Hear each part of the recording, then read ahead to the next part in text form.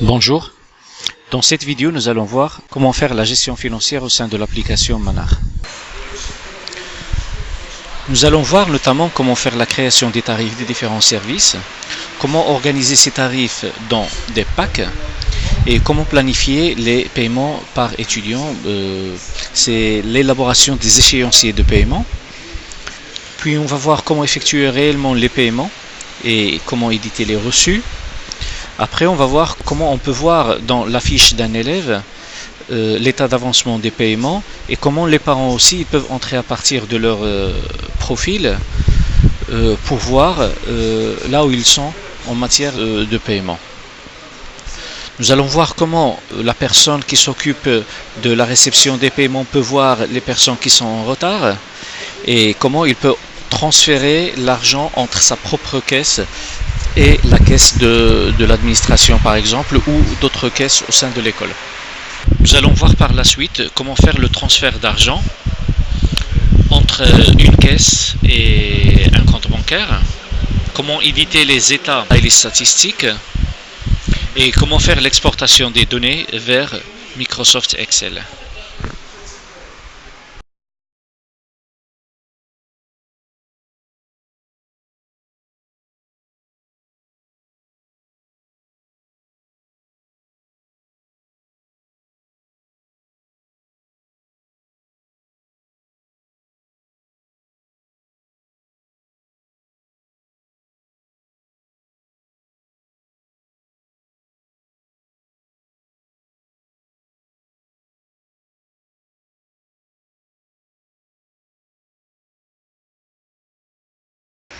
Nous allons commencer par la création des tarifs. Donc sur notre application Manar, nous avons le menu gestion financière et sur le menu gestion financière, on peut trouver ici les tarifs des services. En cliquant sur ce lien, nous allons voir la liste des différents tarifs qu'on a au sein de notre école et puis après on peut ajouter d'autres. Donc chaque tarif, chaque article, si vous voulez, ou chaque service au sein de l'école doit avoir forcément un nom. Par exemple, inscription préscolaire, avec une description, un tarif. Par exemple, on va faire 1000. Et puis après, s'il y a TVA, on va faire ici le pourcentage. On va mettre en arabe, le nom en arabe, pour que lorsqu'on passe vers la version arabe, on va voir le titre, sinon ça va s'afficher vide. Donc là, on va faire التسجيل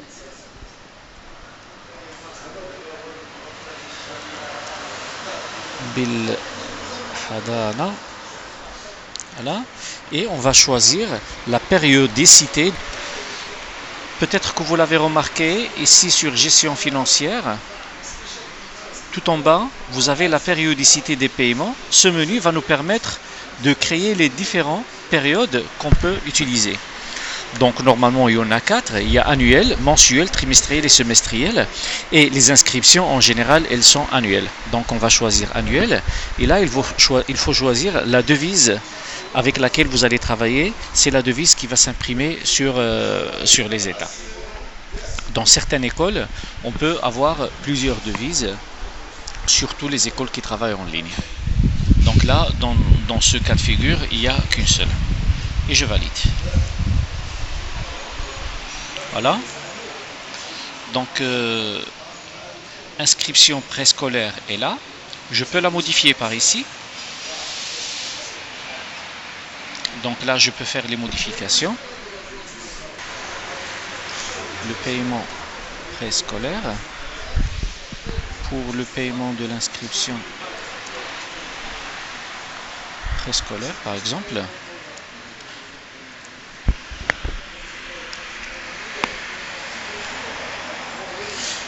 Et bien évidemment, si je veux le supprimer, je vais le supprimer par là. Mais attention, si vous supprimez un article qui est déjà utilisé dans les paiements, vous allez entraîner la suppression de tous les paiements qui lui sont liés. Là, il faut faire attention. Donc, si vous allez un jour dire, voilà, je vais faire un petit peu le ménage, et vous allez commencer à faire des suppressions, vous risquez d'avoir des problèmes. Il faut être conscient, quand vous êtes en train de supprimer un article, que toutes les opérations liées à cet article seront supprimées avec lui. Donc, ne supprimez que les articles qui sont neufs, qui n'ont pas été encore utilisés dans des fiches de paiement.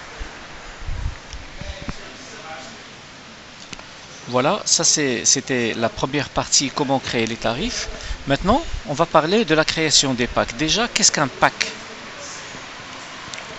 Un pack, c'est un ensemble d'articles organisés de telle sorte que lorsque, par exemple, un élève, il va s'inscrire dans notre école et il va s'inscrire au primaire, il veut le transport, il veut la cantine, il va faire un paiement mensuel, donc il a 4 articles. Donc l'inscription, le transport, la cantine et la scolarisation, c'est les paiements mensuels. Donc lorsque je vais créer le pack, je vais lui créer son échéancier avec un seul clic. Il suffit de choisir le pack et tous les articles qui se trouvent à l'intérieur de ce pack lui seront affectés directement. C'est mieux que de commencer à lui affecter un par un. Ça nous permet d'accélérer un petit peu le travail. Et les packs, en général, ils contiennent des remises, ils contiennent des choses. Pour créer un pack, vous venez sur gestion financière, vous venez sur les packs des services.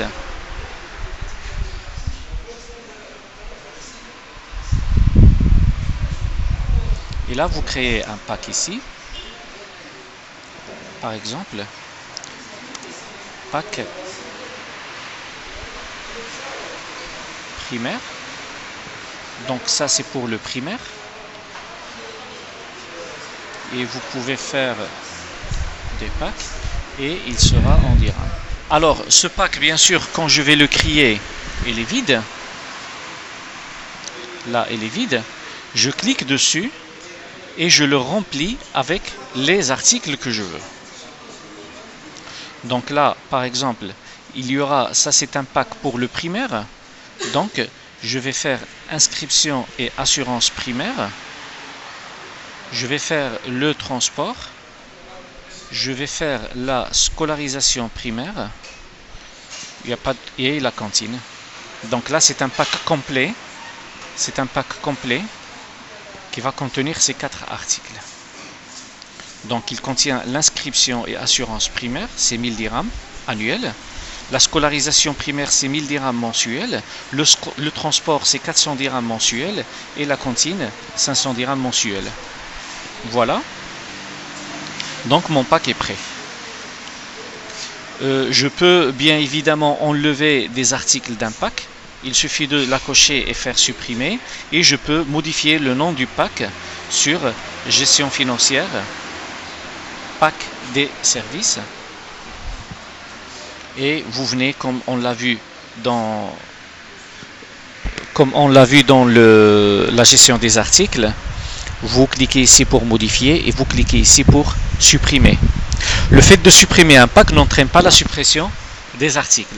Donc il n'y a pas de danger quand vous supprimez un pack, seulement vous n'allez pas le retrouver quand vous allez créer des échéanciers. Même si vous supprimez un pack, les articles ils vont rester et les opérations liées à ces articles ils vont rester. Donc le rôle de pack, c'est tout simplement simplifier la création de la fiche de paiement. Et évidemment, la création des tarifs et la création des packs, ce sont des choses qu'on fait tranquillement au début de l'année. Ce n'est pas quelque chose que vous allez faire tous les jours. Nous allons voir maintenant comment créer les fiches de paiement d'un élève donné. Alors, sur gestion financière, on va faire fiche de paiement. Et là, nous avons un écran dans lequel on va pouvoir chercher un inscrit dans cette partie-là, puis après lui affecter des articles et planifier sur la dernière partie. On va planifier la façon avec laquelle il va faire les paiements. C'est ce qu'on appelle l'échéancier. Alors, je peux chercher les élèves soit par niveau, soit par une partie de son nom ou de son prénom. Donc là, j'ai tous les élèves qui ont ce nom, le Knizi Islam, Malak et Yusra. Et pour chaque élève, je trouve ici la liste des élèves du même tuteur. En général, ce sont ses frères et ses sœurs. Okay? Comme ça, lorsqu'on va faire la fiche de paiement d'un élève, à l'occasion, ce qui se fait d'ailleurs dans les écoles, on va faire ceux de ses frères et de ses sœurs en même temps. Donc là, par exemple, pour cet élève-là, nous avons, elle a ces 4 articles. Donc, elle a l'assurance transport, inscription et assurance primaire, scolarisation primaire et transport. Donc, celle-là, elle est annuelle une seule fois, et ces deux-là, ils sont mensuels, ce qui fait qu'ils seront payés 10 fois. Donc, le total qu'il va payer sur toute l'année, c'est ça. Et puis après, l'échéancier qui a été fait, c'est celui-là. Donc, pour cette personne, nous avons l'échéancier qui est déjà fait. Il a payé l'assurance du transport, qui est annuelle. Il a payé déjà l'inscription. Et il a payé le mois de septembre et le mois de juin. Par contre, les mois entre le début et la fin ne sont pas encore payés. D'accord? Ça, c'est une personne qui a déjà un échéancier. On va prendre par exemple sa sœur qui n'a pas d'échéancier.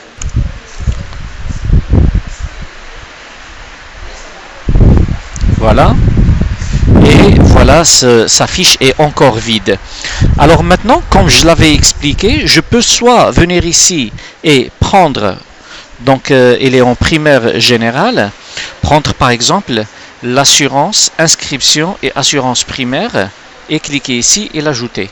Et continuer à ajouter un par un, comme je peux, comme je l'avais expliqué, choisir un pack qui est lié à son niveau. Elle est en primaire, il va me donner ici tous les packs du primaire qu'on a déjà paramétrés. Quand je vais faire ajouter, automatiquement, tous les articles du pack seront ajoutés.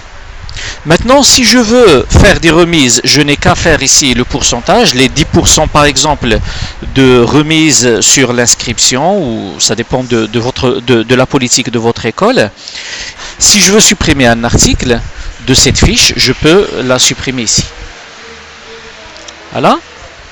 Maintenant, ça c'est ce qu'il veut, mais comment il va le payer? C'est ce qu'on va voir sur l'échéancier. L'échéancier, c'est le planning de paiement. En général, le 1er septembre de l'année, on fait une planification automatique. Hop. Et là, il va voir tous les articles qu'on a ici. Et il va les planifier sur l'année. Par exemple, on a une seule chose qu'on va payer annuellement, c'est l'inscription et assurance primaire. Et puis après, nous avons la cantine qui est mensuelle. C'est 500 dirhams septembre, 500 dirhams octobre, et qu'il doit être payé le 1er septembre, le 1er octobre, le 1er novembre, le 1er décembre, et ainsi de suite, jusqu'au juin. La même chose pour la scolarisation primaire, et la même chose pour le transport. D'accord?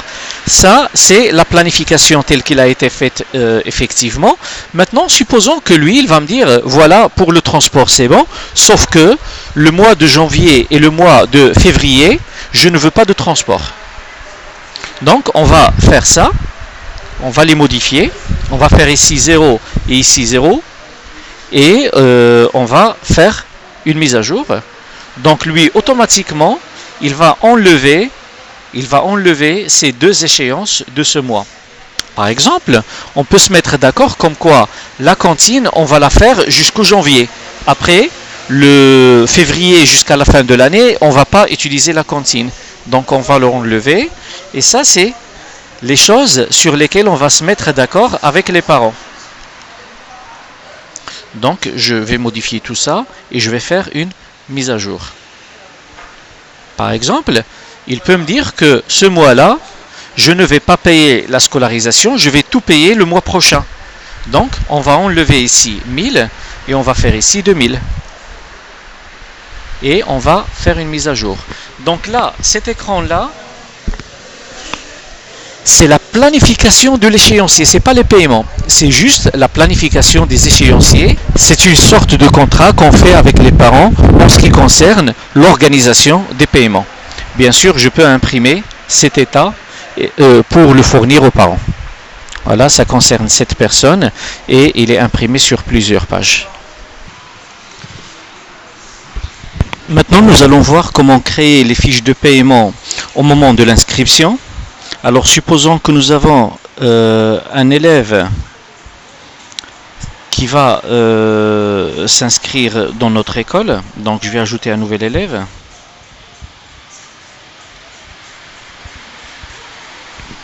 Donc, c'est l'élève qui s'appelle Test. Test. Voilà, je ne vais pas tout saisir. Voilà, ça suffit de faire que le nom et le prénom. Voilà, il est là. Maintenant, Test est créé et je veux l'inscrire au primaire. Donc, sur inscription, je trouve comme quoi Test, c'est un élève qui est créé, mais qui n'est pas encore inscrit dans un niveau donné.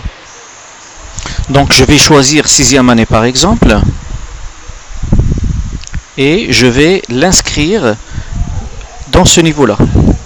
Donc, hop, quand je vais faire inscrire, il va me dire quel pack tu veux lui attribuer.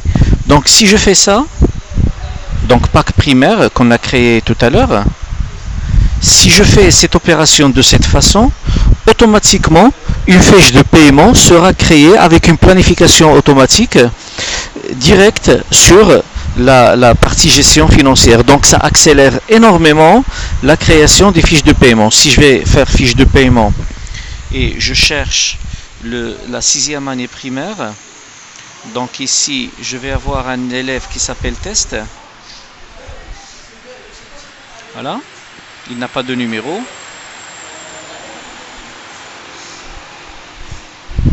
Et qui a déjà les 4 articles avec une planification préétabli que je peux bien sûr rectifier ou modifier si je le souhaite. Si je veux voir tous les élèves qui n'ont pas encore de fiche de paiement, on a ici élèves sans fiche de paiement, ce sont les élèves qui ont été inscrits sans leur créer des fiches de paiement, donc je vais avoir leur liste ici. Et en général, dans cette école de test, parce que tout ce qu'on a ici c'est fictif, les noms, les numéros, toutes les informations qui existent dans cette version sont fictives, ne sont pas réelles. Donc là, on a toutes les personnes qui n'ont pas encore de fiche de paiement que je peux planifier directement en utilisant ce bouton-là. Nous allons voir maintenant comment effectuer les paiements.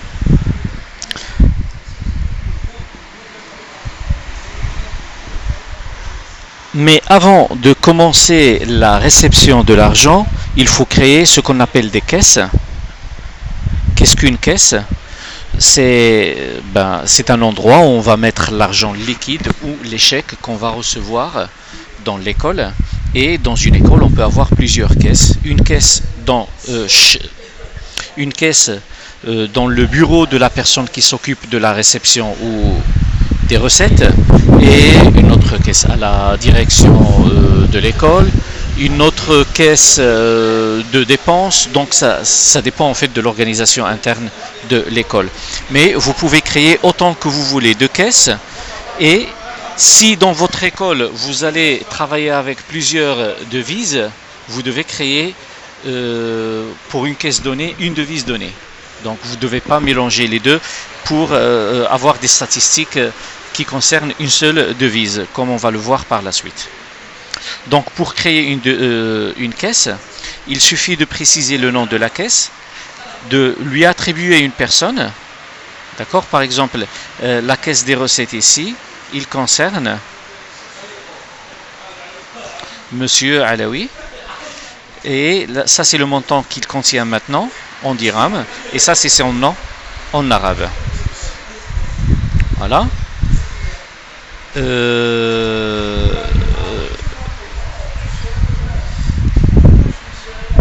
Maintenant, pour faire les paiements, la personne qui va entrer dans la gestion financière et effectuer le paiement doit avoir une caisse qu'il gère. Sinon, il ne peut pas recevoir l'argent. Parce que, comme on va le voir, lorsqu'on va faire effectuer le paiement, on doit sélectionner une caisse. Et on ne peut sélectionner que les caisses qui sont sous notre responsabilité. Là, je suis super admin, je n'ai pas de caisse sous ma responsabilité. Bien sûr, je ne vais pas pouvoir faire les paiements. Je vais vous montrer. Donc, on va entrer avec le compte de la personne qu'on a créé tout à l'heure. Donc, c'était Malak. Voilà sa fiche. Et par exemple, il va me payer l'inscription et le mois de septembre. Quand je vais faire payer, je ne trouve aucune caisse parce que en tant qu'administrateur système, j'ai pas de caisse. D'accord? Donc je dois accéder à l'application avec le profil d'une personne qui est apte à recevoir l'argent et à encaisser. Donc je vais entrer avec le compte de notre comptable et vous allez remarquer que le menu de cette personne sera largement différent du menu de l'administrateur.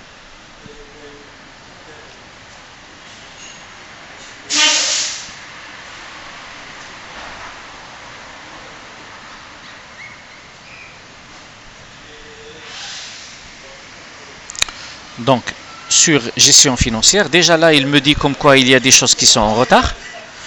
Dès que le comptable entre, la première chose qu'il va voir, c'est les retards de paiement. Donc là, il trouve comme quoi cette personne, elle est en retard pour les paiements de septembre. Tous les paiements de septembre, ils sont en retard. D'accord? Il peut accéder à l'échéancier directement par là, comme il peut accéder à l'échéancier en cliquant sur paiement des élèves. Et là, c'est plus facile. Donc on va aller vers échéancier ici. Et automatiquement le système va nous afficher l'échéancier de la personne concernée. Et ses frères et sœurs, ils sont là si jamais on veut leur effectuer les paiements eux aussi. Donc voilà, maintenant il veut payer cette personne l'inscription et le mois de septembre. Donc payer. Automatiquement on va voir ici la caisse du responsable connecté et les montants qu'il doit payer. Si par exemple il va nous payer l'inscription tout entière, la cantine tout entière, mais le transport il n'a pas assez d'argent, il va nous donner que 200 dirhams. Donc c'est 1700 dirhams et on fait payer. Directement il va nous donner le reçu en 2 exemplaires, d'accord, avec le logo de l'école et les paramétrables. Et les articles qu'on a ici, et la date, et la ville de l'école. Voilà. Et on signe. Voilà, on va imprimer ça. Et on trouve ici comme quoi ça a été payé entièrement, ça a été payé entièrement. Et là, nous avons une avance. On a reçu 200 sur les 400 qu'il doit payer. Alors, la prochaine fois où il y aura le paiement du reste, on viendra, on va cocher, on va faire payer. Et c'est là que vous allez avoir les 200 qui restent. Alors j'avais coché même celle-là, elle est déjà réglée. Donc c'est pas la peine de la cocher. Et voilà, on a le transport de septembre. Il doit payer 200 et on peut recevoir le paiement. Il va nous donner un autre reçu parce que c'est un paiement à part. Voilà. Et si jamais le deuxième paiement sera fait en chèque, donc voilà, par exemple ici il va faire un paiement en chèque. On peut choisir comme quoi c'est un paiement par chèque et vous pouvez noter ici le numéro de chèque avec lequel vous avez fait le paiement pour des raisons administratives. Voilà, maintenant si on va aller vers gestion financière et retard des paiements, on va trouver comme quoi l'Knizi Malak n'a aucun retard parce qu'il a payé tous ses échéances qui sont en retard. Maintenant, si je vais dans mouvement de la caisse,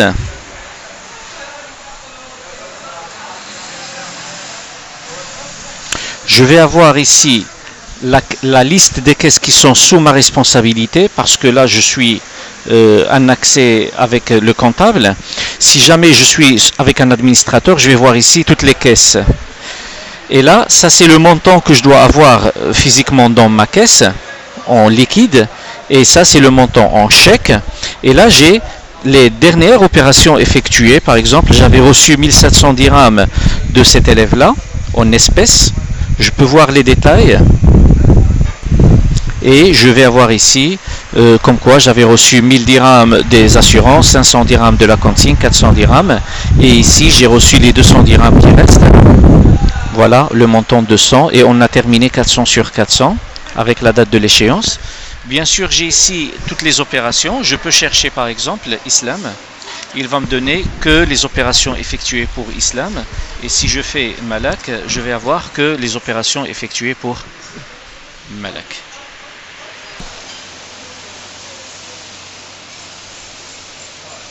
Nous avons vu jusqu'à maintenant tout ça.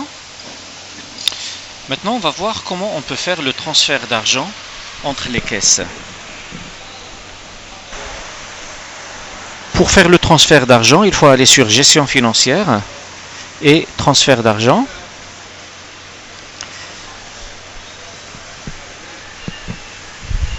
Et bien sûr, puisque je suis le comptable, je ne vais voir ici que la liste des caisses qui sont sous ma responsabilité.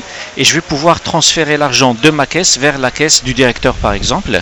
Donc, je vais envoyer de la caisse des recettes le montant, par exemple, de 20 000 dirhams, sachant que je ne le possède pas, vers la caisse de direction. Donc je peux choisir ici toutes les caisses vers lesquelles je peux faire le transfert.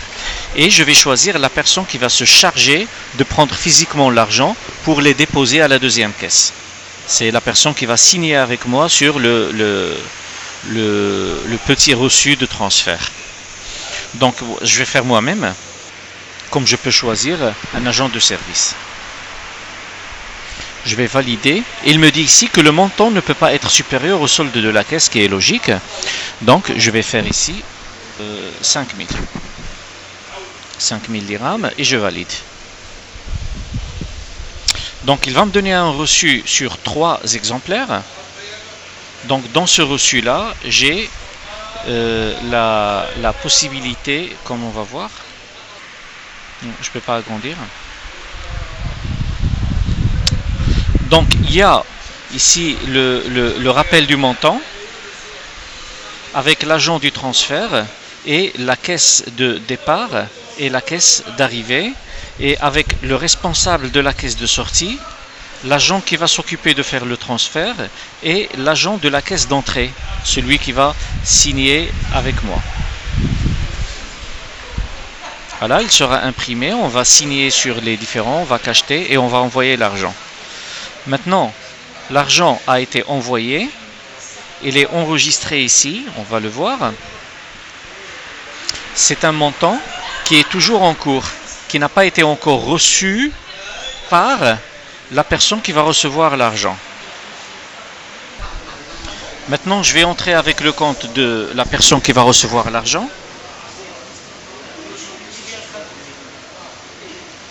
C'est le responsable de la deuxième caisse.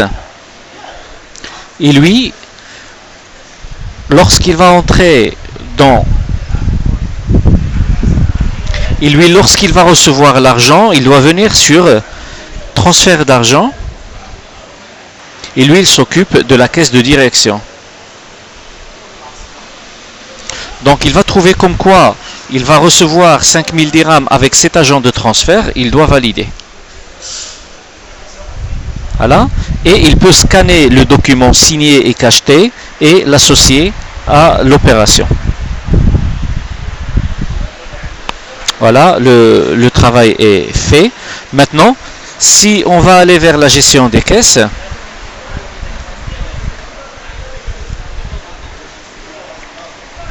sur les mouvements de la caisse, sur la caisse de direction, on trouve comme quoi il y a 5000 dirhams, c'est une réception de transfert. Et si on va aller vers la caisse de recettes, donc cette personne c'est un administrateur, donc il peut voir toutes les caisses, donc on trouve qu'il y a un transfert à la caisse de direction, sortie de 5000 dirhams, et le montant qui était de 10 600, maintenant c'est 5600. De la même façon, on peut faire le transfert à la banque. Ça se passe exactement avec le même mécanisme ici, avec versement à la banque. Maintenant, on va voir les différentes statistiques qu'on peut extraire à partir de ce travail. Sur statistiques financières, On peut choisir une devise si jamais on travaille avec plusieurs devises, sinon la seule et l'unique devise qui existe sera sélectionnée automatiquement. Et on peut voir les recettes par mois et les montants d'argent qu'on va attendre par différents mois. Bien sûr, les données qui sont affichées là, je peux les voir sous forme d'un tableau. La même chose ici. On peut voir les recettes par cycle, ça c'est les secondaires collégiales et là c'est le primaire. Les retards par cycle, par année scolaire, la même chose. Et le solde des différentes caisses. Ça en ce qui concerne les statistiques. D'autres statistiques sont en cours de développement, surtout en ce qui concerne les prévisions. Et sur les états, on peut voir les élèves par service.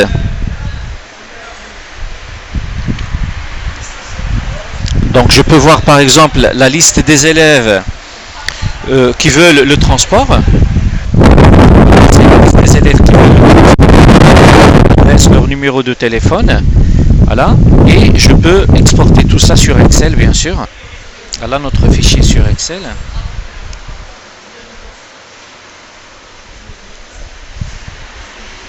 Voilà. Comme je peux avoir la liste de toutes les recettes, donc il va me donner toute la situation financière de mon école. Et voilà. Donc je vais avoir tous les élèves de mon école. Et pour chaque élève, quels sont les services auxquels il a souscrit, avec quel montant, avec les dates de paiement, avec les montants reçus et tout.